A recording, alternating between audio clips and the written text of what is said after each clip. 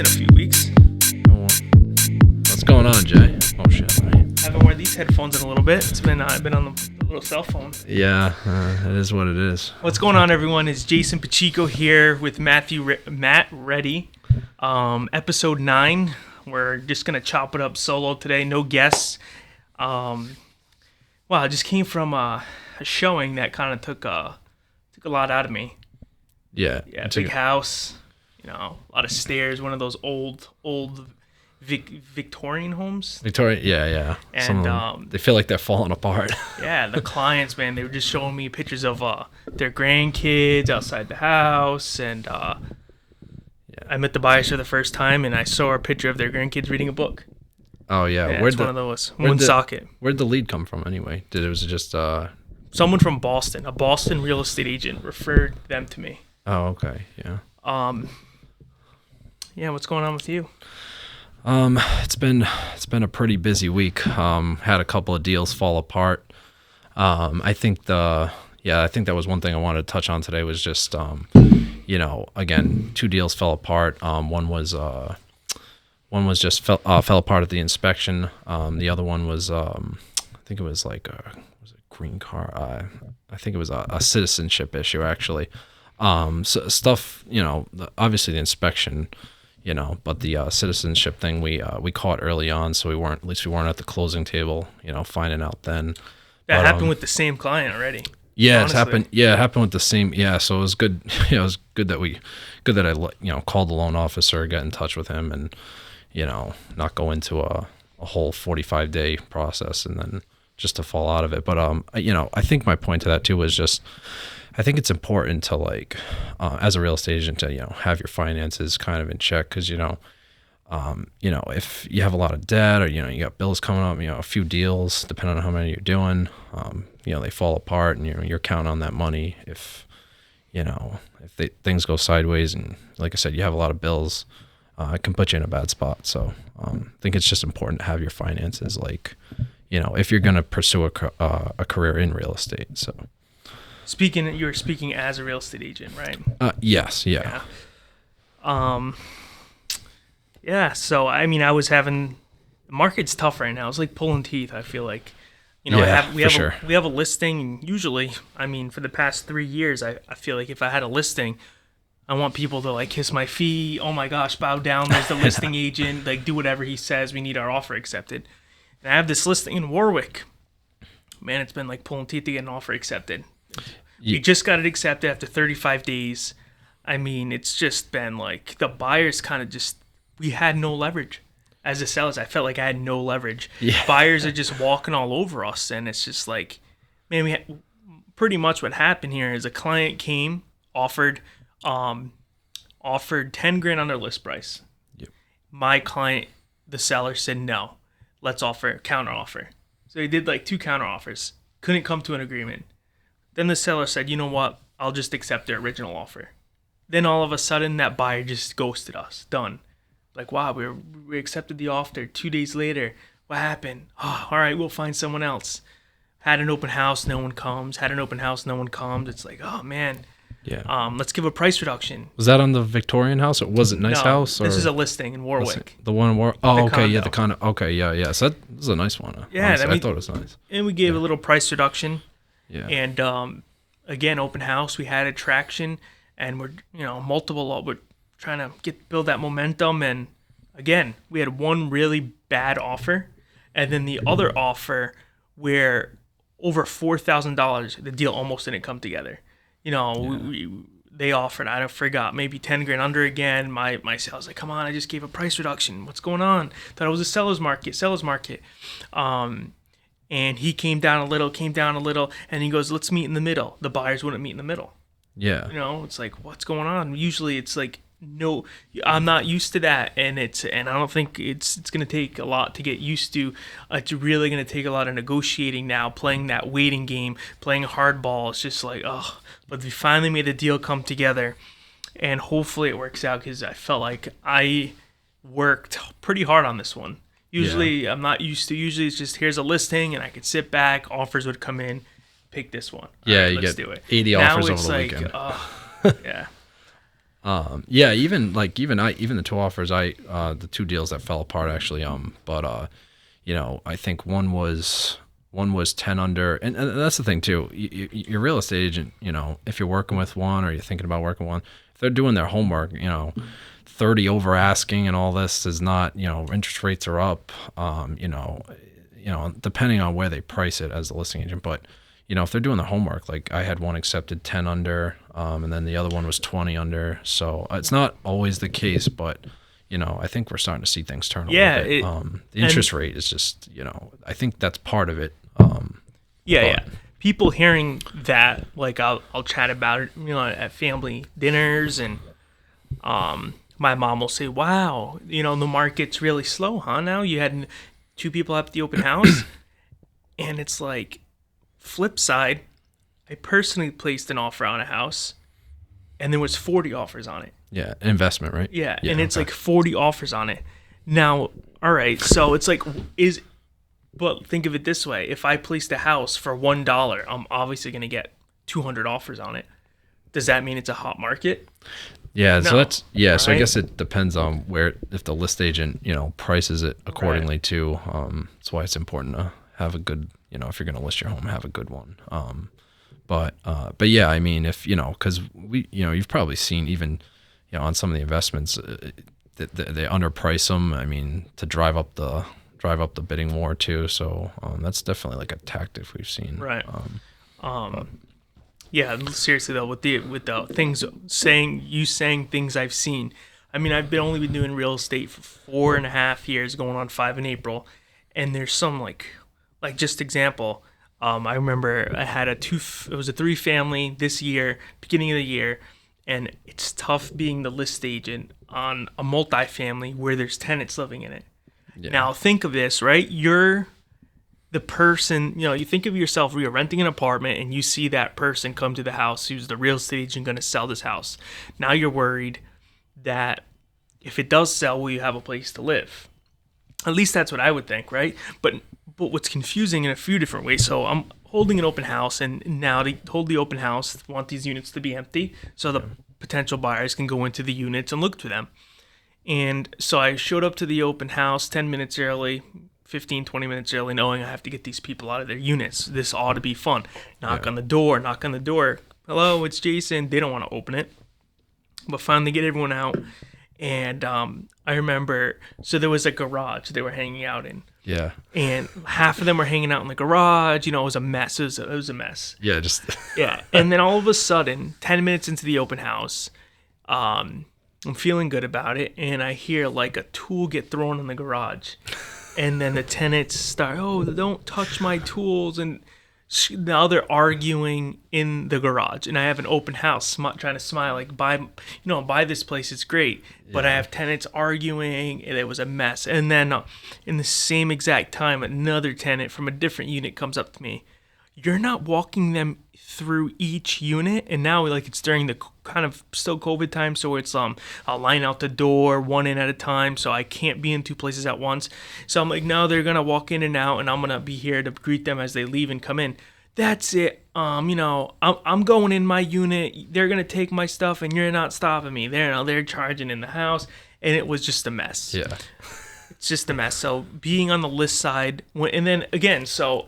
To my point, to start, if I was living in a unit, I'd be like, all right, guys, let's be on our best behavior. That's what same. Let's be on our best behavior, be polite, and if this house does get sold, we're going to show the new landlord that we are very polite. Yeah. Instead, they're acting like, fools. So if a buyer comes in here and be like, hey, what unit are these people living in? I'll be like, I don't know. And they're like, I think 2. I see pictures on the wall. And I'm like, I don't know. And all they have to do is evict them as soon as they get in, because they're acting like fools and they don't have a bad taste in their mouth already. Yeah, and you can even put in, I've had some, I'm shopping with one client now, they're looking at multifamilies, and we go through the units, the ones that, where they clean up and just they're behaved, let us in easily. In the offer, you can even submit, you can put we want unit 2 evicted. Right. You know what I mean? So a tip for anyone watching, if you're renting a place and all of a sudden a for sale sign goes in the front lawn, behave, be polite, be respectful, because when they're placing offers, they can very well say, like you said, Unit 2. Unit 2 empty for when I buy it. So if you're acting up at the open house or showing, most likely they're going to go back and say, those people were a little sketchy.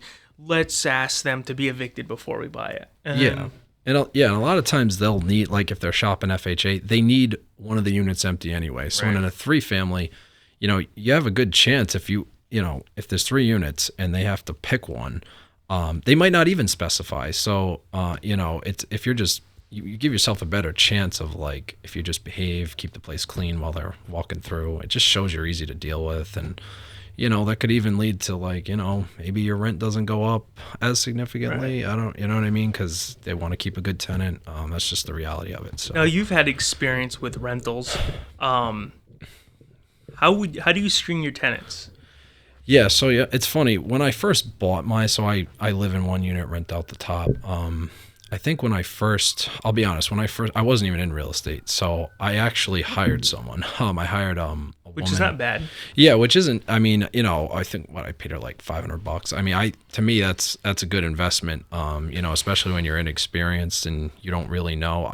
I think a second opinion is really good, but.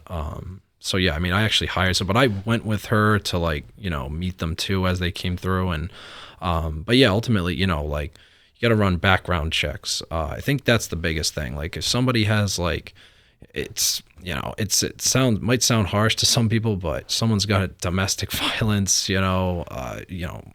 criminal record. It's just not something that you really want to deal with. You have, especially if you have other tenants. I mean, it's just me and the other tenant, but if you have other tenants in a 2-3 family, like they got to deal with that too. Yeah, so and especially if you're not living there, you can't watch the property. Yeah, like you're living there, so I can like manage. If I had to, I could evict. At least I can maintain some type of order. But I mean, if you're not there, and then all of a sudden your other tenants are just like annoyed with, an ex-boyfriend, girlfriend coming by, and people don't want to deal with that. So. I would say that's definitely the biggest thing. Another thing is credit.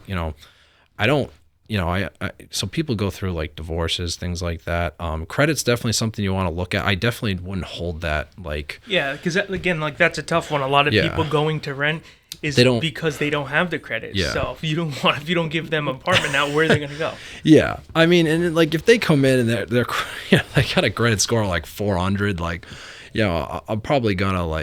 I'm probably gonna think twice, and we let people know. I let people know up front too. That's what you're supposed to do, like, so that way they're not submitting an application, wasting their time. But I think that's another thing, and there's other things too. I mean, little things. I mean, like and just real estate agents, you're not supposed to discriminate. We don't discriminate. But, people come in, like one lady came in and she was saying how like, and it clearly says in the listing, no dogs, no pets. I didn't want to have any pets because I didn't want to deal with that. And she came in and she literally goes, you're going to have to let me have a dog because blah, blah, blah. And like, obviously if you have a service animal, that's something we can obviously accommodate, but didn't have that and was trying to tell me, if someone's trying to tell you what the rules are going to be, right? Like that's not someone you want to go with either. So these are just a couple. There's going to be a lot of things. Another tip is I like to kind of walk by their car and look in the window. Oh, that's see good. If it's a mess or not. That's a good idea too. At the time I didn't know that, but that is really good because typically like paying the rent's great. That's definitely I would say number one. But if they're going to trash the place and rip it up and move out a year later, it's just that you'll have a headache there too. So, I mean, definitely that's a good indicator. A lot of people don't know that. I didn't know at the time either. So, did you pick up on that? Yeah, I picked up on that because even like, full disclosure, my tenants now are great. And even like, we live in the same place. So like, I'll, again, like subconsciously, but I'll walk, you see their cars are parked next to each other. You walk in, their cars are clean. And the units, I have to go through there sometimes, fix things or whatever, and the unit's always clean. And I have to drop in unexpectedly sometimes too. So it's not just like we give them notice and whatever, but so it's definitely a good indicator. Those are definitely some big things. Obviously, just the criminal background is definitely the biggest thing. You got to run a background check. But yeah, I would say those are all those four are probably some good ones. Any tips on how you retain them? Yeah, I know it's probably unpopular, but one, if you have a good tenant that's clean and all that, and they pay on time, like mine do, I really believe in not raising the rent. I'll probably take a lot of flack for that, but if the mortgage, it's like how greedy can you get? I mean, it's like you're gonna raise it $25 to have them, or $50 to have them move. Now you got to turn the unit over for a couple of, fix up the paint, clean it out. You're going to spend a couple of grand. So that extra $50, when would you make that back spending? So yeah, that's one way. I'd say don't raise the rent. For sure. Unless circumstances change. Yeah, like unless if you refinanced and your mortgage payment went up, or yeah, exactly. Right. I mean, if they start just tacking on every year, like taxes, I mean, they do go up. I personally try to absorb that cost myself. If it's not a big deal, I mean, if it's hurting you, like, but yeah, I mean, there's a lot of factors. I try not to, but I know what you're saying, like taxes, all this other stuff. So. Yeah, I think that's the biggest thing. Really, just keeping the rent where it's at. Yeah, because like that's the thing too is tenants like don't even. I don't think a lot of them even realize, like, you go to raise the rent $25, right? They think it's not really about the $25, because they know if they move they're gonna probably pay even more. And a lot of the times tenants, even like I have some friends that don't rent, like, they just move on principle. I'm not saying like it's the smartest move, but they'll do that just on, so it's like, do I really want to lose over that a little bit? I don't know. That's just my opinion. Definitely keeping the rents where they're at, if at all possible. Yeah. To touch on a couple other things I want to talk about. I had a few stories in mind I was kept thinking about on the way here. Yeah. Another thing that just really gets me, a few things that just get me being in real estate day to day. Like one being like you go on a listing appointment and let's say you find out they're interviewing a few other real estate agents and they ask you the question like, I usually ask them first, what do you think your home's worth? And they'll give me a number. And then if they're off, we hash it out. But ultimately, I'll leave the appointment saying, here's what I want to list your home for. And I'll tell them a number. Yeah. And a lot of the times, or the majority of a good amount of the times, they'll come back and say, well, the other agent that was just here told me 50 grand more. And my take on that is like, so? I know. What's your point? Like, they is this did they just give you an offer on your property? No, obviously it's not an offer on your property. It's a list price. I mean, the question you want to ask them is, what are you going to do to get me the highest number for my property? Because I want to get you the highest number for your property because I'll make more money that way too. The more money they make, the more money I make. I'll say that and it just doesn't click.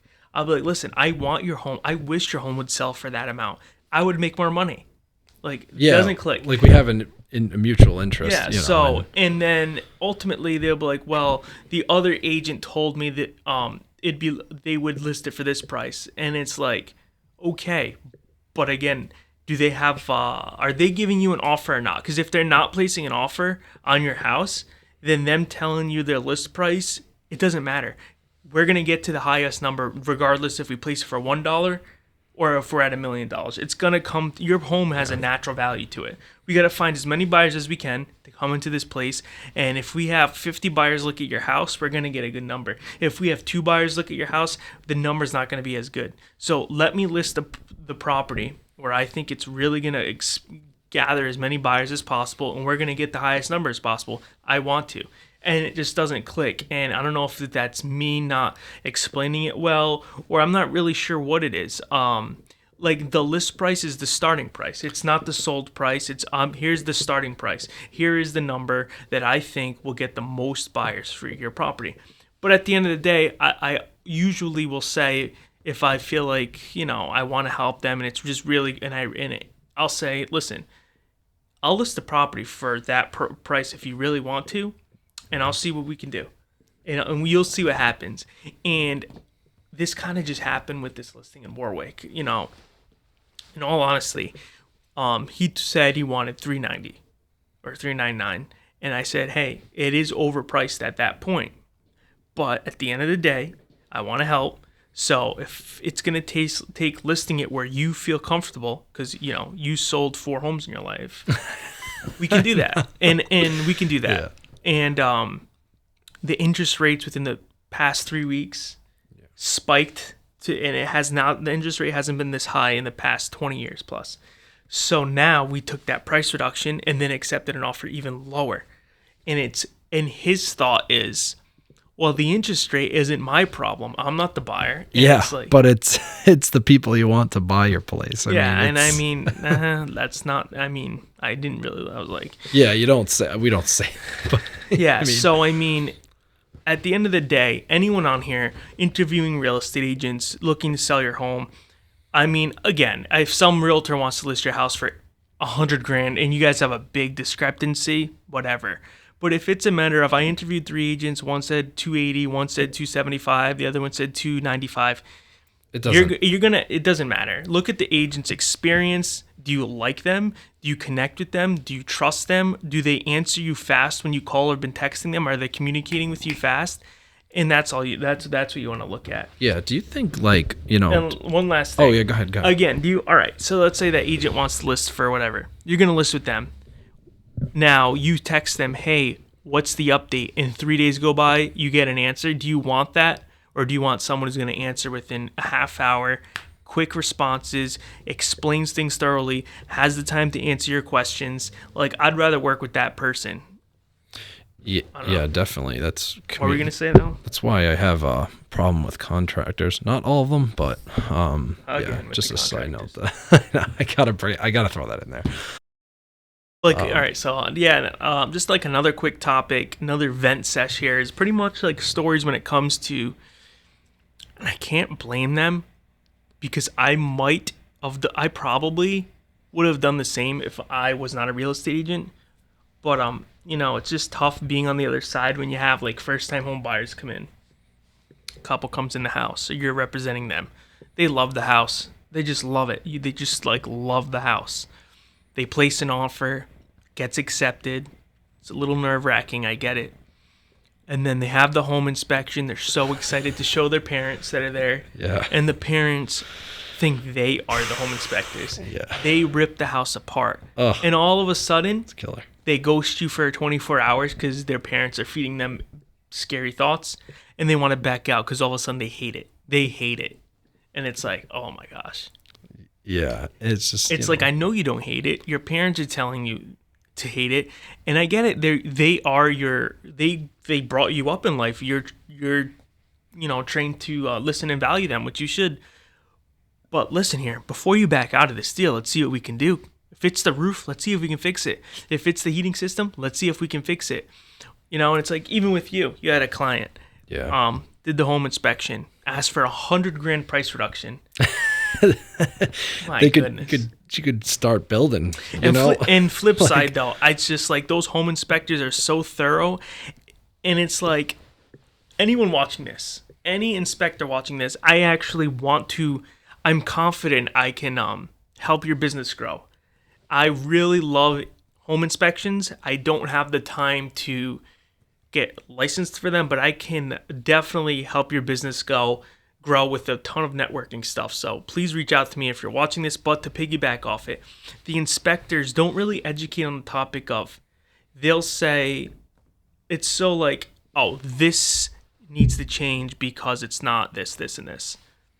It doesn't need to change. The town doesn't make you change it. It's not pass or fail. It doesn't need to change. You suggest it gets changed because it's outdated. I suggest that this item here should be replaced soon, or think about it. It's on the older side versus this is outdated. This is no good. This is no good. Then the buyer's gonna be like, oh, this is no good. That's no good. This is no good. We can't buy this house. It's not that it's not. And then what happens a lot here you'll ask for this big price reduction because you're so scared of what the home inspector said. Yeah. And you buy the house and you get that price reduction, you don't fix anything. It just people move in and then they're like, years goes. Yeah. Like even I think my home inspector even said like, both these boilers got to get changed and blah blah. And I to his thing, like I didn't even, I just like, I don't know if I completely ignored him or what, but I didn't. Here we are 3 years later. They work completely fine. A lot of the things the inspectors say out of just liability, like I have to point this out because if I don't, I can get sued or in trouble. But the way you point it out needs to be more of an acknowledgement. Let's acknowledge what's the issue, not say it is an issue. Let's acknowledge it could be an issue down the road. Just like, again, like I know I'm going on tangents here and hop in if you need to. But again, there's going to be, right now in the real estate market, there's going to be more negotiating. There's going to be more needing to have realtor and realtor be friendly and work together to get deals done. It's going to get back to that, again, negotiating. It's not going to be highest and best, pick an offer, no room for negotiation and move forward. It's going to be a lot of, well, you can have this, but we're going to take this. All right, but my client wants this, so they're not going to do this. A lot of that. And we're going to need to work together on that. We can't get mad at each other. We can't say he said, she said. We can't say, we cannot argue as real estate agents. We need to work together. And we need to, if there is tension, we need to filter out the tension and not let our clients feel it. Because you as a buyer could love that house. And if I'm on the other side, and if I'm representing you and you love the house and I'm saying, the other agent called me at 8 o'clock last night. She was yelling at me. She said this and that. You're going to get fired up and be like, screw that house. I don't want it anymore. Screw that. Let's go look for something else. Yeah. And it's just, you just didn't do anyone good. The sellers now don't have an offer accepted. Your client missed out on a house. You as the agent don't get paid. The other agent doesn't get paid because you didn't filter out the bullshit. Yeah. So as agents, let's work together. It's going to be a lot more texting back and forth, phone calling. No need to call me at 9 o'clock at night to tell me to change a little thing on the purchase and sales agreement. I'll send me an email, send me a text, call me in the morning. I'll do it. There's no need to get your feelings hurt. I had an agent, I remember, I just said, hey, home inspections next week on Thursday at 6. She called me that night. Got the voicemail. Hey, I just wanted to talk to you about something. I called her back. Goes, hey, I just feel like during this transaction, you never said thank you. You never said please. You just told me when the inspection is. Sounds like a Karen to me. How about does this work for you? And I'm like, this is real estate. Like this is sales. It's real estate. It's like, let's go. Like there's no time to whatever. But that's enough on that, I guess. But it gets me fired up a little. So again, we all need to work together, be friendly, and everyone has different personalities. Text might come off rude, but it could be busy. Let's all just keep calm and let's just work together. Yeah, I think too on the house thing too is just like as far as the inspection goes is just I just want to touch on. I think a lot of the times like buyers they'll listen to their parents and like sometimes the house then they keep shopping. The house comes and goes and they're always going back to that house that they wish they had. Like I have a client now that even he's like, oh man, I wish we had gotten the house that back there. And it's just like there'll always be another house, but you need to keep that in mind. It's tough to find the house you want. So when you do, you gotta kind of make some compromises. If that means going in there and you need to replace 4 windows once you get in, or you want to change XYZ. I mean, obviously, if the roof is caving in, you might not like the house anyway, but, you gotta make compromises if you like, 75, 80% of the house and, you gotta fix some things. So just have that in your budget and keep that in mind because the next house might not be, it might be even worse, So, just something to keep in mind for sure. Last story I wanted to touch on is bringing us back to, it's totally random, total off subject of real estate in general. But again, I met Matt working at Hertz Rental Cars, and we're saying the name now. Yeah, it's okay. Hertz Rental Cars. We'll just let that out. North Attleboro, actually, if you guys really want to know. Yeah. And terrible job. And I just wanted to every job has its pros and cons, but I cannot forget a ton of stories that happened there. But this it's like 4th of July, maybe the 3rd of July, right? It's hot. It's 90 degrees. Wearing ties.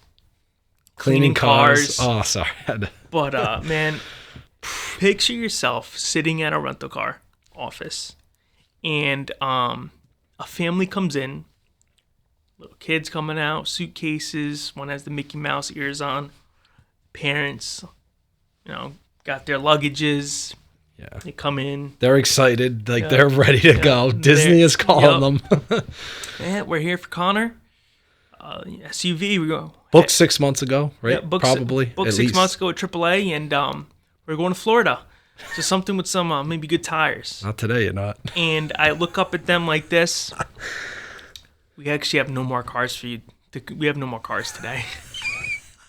We have no more cars today. Then, like, what do you mean? Oh, man. We ran out of cars. It hurts. Terrible. Just the worst. And I'm going to probably say all rental companies. They're all similar. I mean, like Hertz, let me tell you this. Just a quick rental tip now. They will never shut off their reservations. Yeah. I could go on Hertz.com right now and make 70 reservations for tomorrow in North Attleboro. I'd want 70 minivans. The website won't stop me. Do you think they have 70 minivans on the lot clean and ready for you tomorrow? No. Yeah, no way. They're lucky if they have one, honestly. Yeah. Like, that's just the way it is. So, yeah, I mean, that's just a little so bit. Bad. But, it's so bad. It's just like the company, I mean, just the industry in general, really. But, we worked at Hertz, so we'll speak for them. Yeah. So just a quick tip. If you're going on a vacation or need a rental car, I would call every day. Just checking in. You have to. And it's still not gonna guarantee you anything. Yeah, but, it's not good. They'll tell you it's ready to go. Week out. Oh, we got it. They don't have it. Yeah. We're driving to Boston 3 hours before your vacation. I got the minivan. I'm headed back now. Quick, throw it in the back. I'll wipe it down fast and throw some Febreze in there. Yeah, with the guy that came back from Disneyland that smoked a cigarette in the car or something. Yeah. Like, we're trying to get that out. And you guys. How about the? This is probably getting really stuff that's not good, but yeah, the minivans, you get in there, check engine light, shit. Boss, come here. All right, let me fix it. Clicks a few buttons, revs the engine. It's all set. Rent it out. I'm like, send that thing. God. Like, people are driving to Disney, and it's like, oh my God. And that's just what it. I mean, they can't. Allegedly, this all happened. Allegedly. Yeah. But I'm good here, Matt. It was a good episode today, actually. We're going to touch on the half BJJ?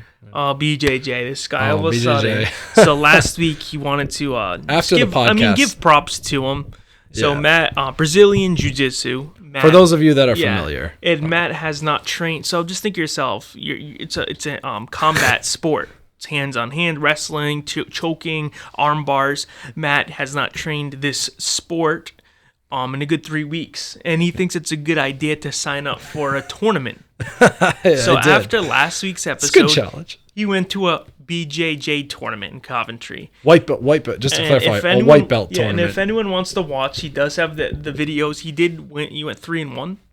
Yeah, 2-1. I actually lost in the third round before the finals. Yeah, so he did pretty good for himself. Yeah. But anyone in the BJJ space, I guess reach out to Matt and just help him out. I don't know. Yeah, I've probably used some tips. I full disclosure, I've probably been to like 10 classes in my life. I'm pretty terrible. So, but trying to learn it a little bit, it was a fun tournament. Won a couple of rounds, barely in overtime, but it's about it for that. But fun sport, honestly. I think everyone should give it a try. All right, everyone. Thanks for watching. We'll be here next week. Thank you.